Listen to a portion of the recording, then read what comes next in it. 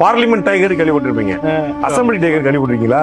இந்த தடவை கேள்விப்பட்டிருக்கீங்க. திமுக உறுப்பினர் ஆச்சின் தொடர்ந்து பேரவையிலே அவர் பேசும் பொழுது வானமே இடிந்து விழுந்தாலும் கூட நான் வாய் திறக்க மாட்டேன் என்று இங்கே உட்கார்ந்திருக்கக்கூடிய முதலமைச்சர் இருக்கின்றார் என்பதாக ஒரு கருத்தை சொல்லியிருந்தார். சோழி முடிச்சு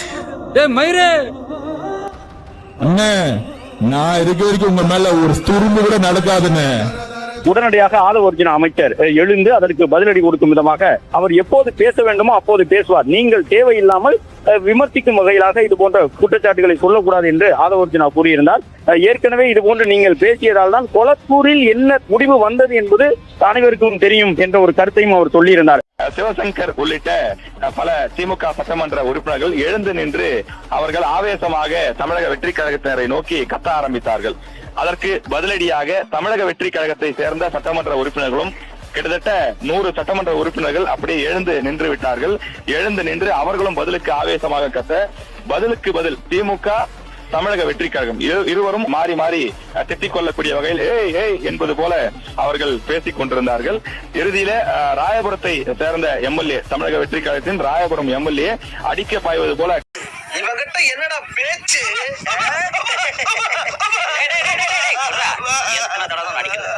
ராயபுரம் எம்எல்ஏ அடிக்க வந்திருக்கிறாப்ல. ஒரு பெரிய கலைவர், ஒரு ரவுடி சமூகத்திற்கான எல்லா வாய்ப்புகளும் பேரவையில் நடந்திருக்கு. சட்டமன்ற மாண்பை இஷ்டத்துக்கு மீறி இருக்காங்க. ஒரு எம்எல்ஏ பேசிக்கிட்டு கிட்ட வார்த்தை அடிக்க வந்திருக்காரு. நீங்க அதை போனா விவரிக்கிறீங்க. இந்த காட்சிகளை ஏன் நான் பார்க்க கூடாது? இந்த காட்சிகள் தாவேகா எம்எல்ஏ பார்க்க கூடாது. அங்க வார்த்தைகள்லாம் வந்துச்சு பாத்தீங்கன்னா திமுக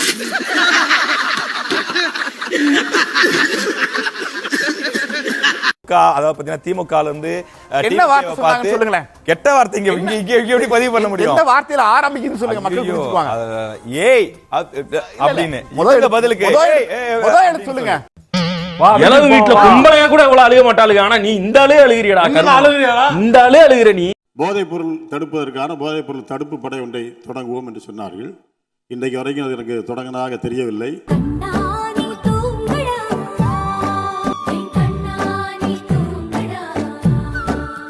அவற்றை நேரலையில் ஒளிபரப்ப வேண்டும் என்கின்ற அந்த கருத்தை இந்த நேரத்தில் நான் வலியுறுத்துகின்றேன். கடந்த காலங்களில் இதே போன்று நேரலை செய்யறதில்ல, அது பல பிரச்சனைகள் ஏற்பட்டது. இப்போ ஏன் அதே போல? நல்ல கேள்வி, அதான் நல்ல கேள்வி. மனுஷனாவீங்க ஒரு ஈவிரக்கம் இல்லாம நடந்துக்கிறாங்க. ஏன் பாஜகவோட பி டீம் அல்லது பாஜகவினுடைய ஒரு குழந்தை தான் இவங்க அப்படின்னு யாராவது சொன்னா இல்லைன்னு மறுக்கிறதுக்கான இவ்வளவு வரும். ஏன் என்ன இருந்தா என்னங்கிற அந்த டோன் வர மாட்டேங்குதே. ஏத்தோட்டு பிள்ளை உங்களை மாதிரியே இருக்கீங்க, உங்க பிள்ளைன்னு கேட்டா இருந்தாலும் இருக்குங்கன்னு சொல்லுவீங்களோ?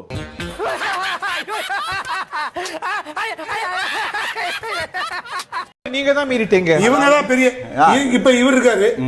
மாற்றம் வரும் மாற்றம் வரும்னாரு. தம்பி அதான பேசிட்டு இருந்தோம். ஆமாண்ணே, கூட்டணி மாற்றம் வந்துருச்சு.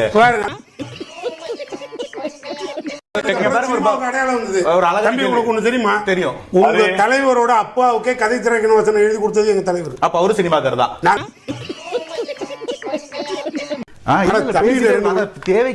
கோரிக்கை வைக்கணும். சொல்லுங்க, செஞ்சு சொல்லுங்க. என்ன கோரிக்கை? குளத்தூர்ல டிராபிக் அதிகமா இருக்கு. நாங்க நாட்டுக்கு உழைச்ச தலைவன். சினிமாவை சைடுல பார்த்தோம். ஆனா மொத்தமா சினிமா கிட்ட அட வைக்கல. எனக்கு ஒரே ஒரு கேள்விதான். உதயநிதி ஸ்டாலின் எதிர்க்கட்சி தலைவரா போட்டுருக்காங்க. அங்க கே நேருன்னு ஒருத்தர் உட்கார்ந்திருக்காரு, மூத்த அமைச்சரா இருந்தவர். அவரை விட்டுட்டு உதயநிதி ஸ்டாலின் எதிர்க்கட்சி தலைவரா போட்டுருக்கீங்க. அவர் என்ன நாசா சயின்டிஸ்டா நடிக்கிறாரு? ராம்சார் லேண்ட் அப்ரூவல் கொடுத்தது கேன்சல் ஆயிருக்கு. 2000 கோடி சேகர் பாபு தான் அப்ரூவல் கொடுத்திருக்காரு.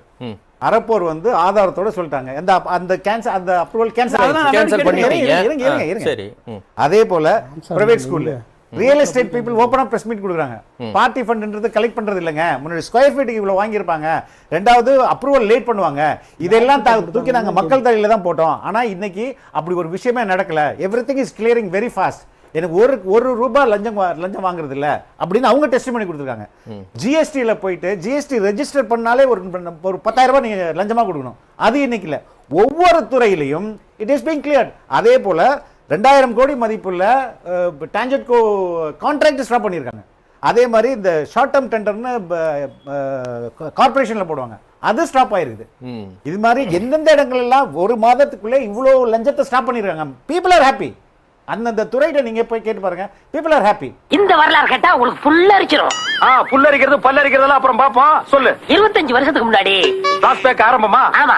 நான் குழந்தையா இருந்தப்ப வீட்டுல சேஃப்டி பின் இருக்கு பாருங்க, ஊக்குன்னு சொல்றோம்ல, திறந்த நிலையில கீழே கிளம்பிச்சு.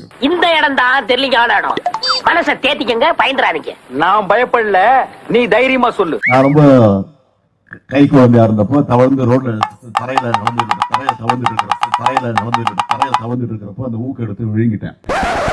அது திறந்த நிலையில ஒரே கொடி நின்னு அதிசயமா என்ன வேடிக்கை பார்த்தாங்க. கலைஞரவர்கள் எக்கைய விழுங்கிட்டு உயிரோடு இருக்கான். அதனாலதான் எக்கு உள்ளம் கொண்ட ஸ்டாலின் பெயரை தலைவர் கலைஞர் அவர்கள் சூட்ட வேண்டும் என்று அப்பவே முடிவு பண்ணார். இந்த காரி மூஞ்ச கதையெல்லாம் ஒரு காவிய கதை மாதிரி இங்க வந்து சொல்லி அங்க டைம் வேஸ்ட் பண்ணுகிறேன். போட மரியாதையா. 800 கிலோவாட் திட்டத்தை கேபிள் வழியாக கொண்டு வர முடியாது, சாத்தியமில்லை என்று நீங்க தெளிவா சொல்றீங்க, அதை ஏற்றுக்கொள்கிறேன். ஆக 800 கிலோவாட் திட்டத்தை 2ஆக பிரித்து எப்படி கேரளாவிலே 350 கிலோவாட்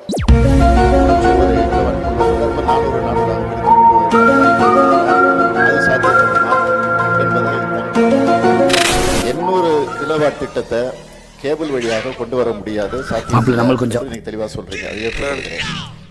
ஆக 800 கிலோவாட் திட்டத்தை 2ஆக பிரித்து எப்படி கேரளாவிலே 350 கிலோவாட்.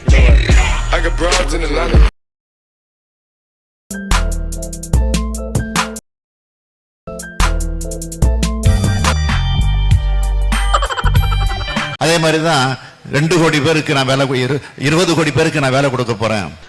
ஐயோ இந்த அவஸ்தைப்படுறானே. வருஷத்துக்கு 2 லட்சம் பேருக்கு வேலை 2 கோடி பேருக்கு கொடுத்தோம்னா 5 வருஷத்துல 20 கோடி பேருக்கு நான் வேலை கொடுக்க போறேன். வருஷத்துக்கு 2 லட்சம் பேருக்கு வேலை 2 கோடி பேருக்கு கொடுத்தோம்னா 5 வருஷத்துல 20 கோடி பேருக்கு நான் வேலை கொடுக்க போறேன். தமிழ்நாட்டு மக்களை பொறுத்த வரைக்கும் உங்க இடத்துல யார் முதலமைச்சருக்கு வரணும்னு கேட்டா யார் சொல்லுவீங்க? நீங்க யாரு தமிழ்நாட்டுக்கு அடுத்த முதலமைச்சராக வர வேண்டும் என்று கேட்டா யார சொல்லுவீங்க? நீங்க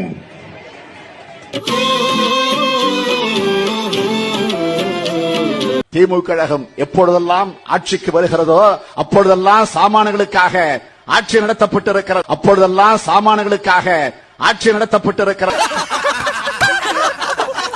ஆடுற மாட்டை ஆடி கறந்து பாடுற மாட்டை பாடி கறந்து அரசாங்கத்தின் திட்டம் என்கின்ற பாலை இல்லாதோர் இல்லங்களில் சரியாக முறையாக சேர்க்கின்ற நிர்வாகத்தின் பெயர் ஸ்டாலினிசம். ஸ்டாலினிசம். ஸ்டாலினிசம்.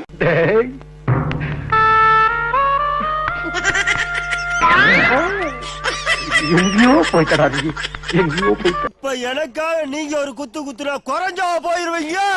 சரி பாசக்கரப்ப ஒரே ஒரு குத்த குத்தி விட்டு போவோம். வாடாங்க.